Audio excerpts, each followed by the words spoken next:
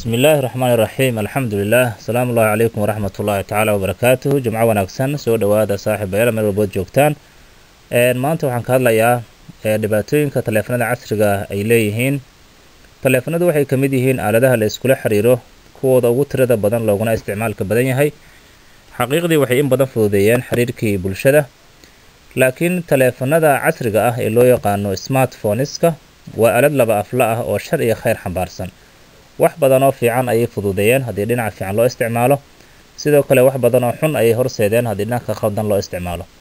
waqti badan iyo qarash badan ayaa ku baxa isticmaalka taleefanadan qaar ka mid ah dhibaatooyinka ay leeyihiin haddii aan wax ka sheego ay bulshooyinka u leeyihiin waxa ay mashquuliyeen aabba subaxii shaqo aadi lahaa oo habeenkii qadka ku dhafray subaxdiina shaqo aadi waayey ilmihiina ay sidaa ku bilgafeen sidoo kale waxa uu mashquuliyey hooyo ilmo haysatay oo ilmihii ka dayacmeen waxa uu mashquuliyey shaqaale caafimaad oo bukaankii hoostooda ku layacmay waxa uu mashquuliyey darawal gaari waday oo shil sababay iminkana waxa uu faraba'an ku hayaa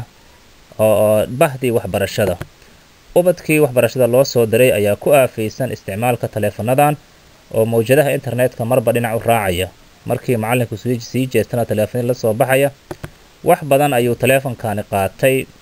xiisihii iyo rabitaankii iyo hamigii ardayda la rabay inay u hayaan cashirka macallinku bixinayo markii imtixaanka la gaaro ardayda waxay in badan isku dayaan inay taleefankan ka qashaan imtixaanka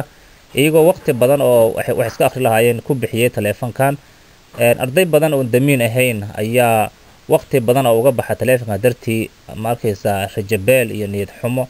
iyo inay saaqidaan ayuu sababay dad badan oo ku dhacay imtixaanka waxyaabaha imtixaanka ku dhaceen waxaa la dhihi karaa oo sababka qayb ka ahaa waqtigii ay wax akhrin lahaayeen oo ay ku bixiyeen isticmaalka taleefanadan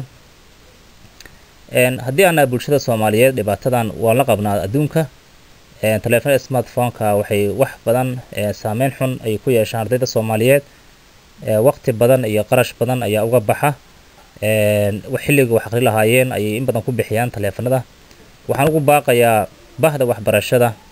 in la mamnuuco haddii ay suuragal tahay in taleefanada smartphone-ka ardaydu ay u qaataan iskuulaadka way ka faa'iideysan karaan si fiican way uga faa'iideysan karaan markay guryada joogaan laakiin in badan taleefanada loo qaato iskuulaadka waxay ardayga ka qaadaan xiisihii iyo rabitaankii waxay ka weeciyaan jihadii loogu talagalay waxaan filayaa in qof walba Soomaaliya uu ka warqabo dhibaatadan waxaan filayaa in la fahmo ilaa idankiina xal loo helo aad baa u mahadsantihiin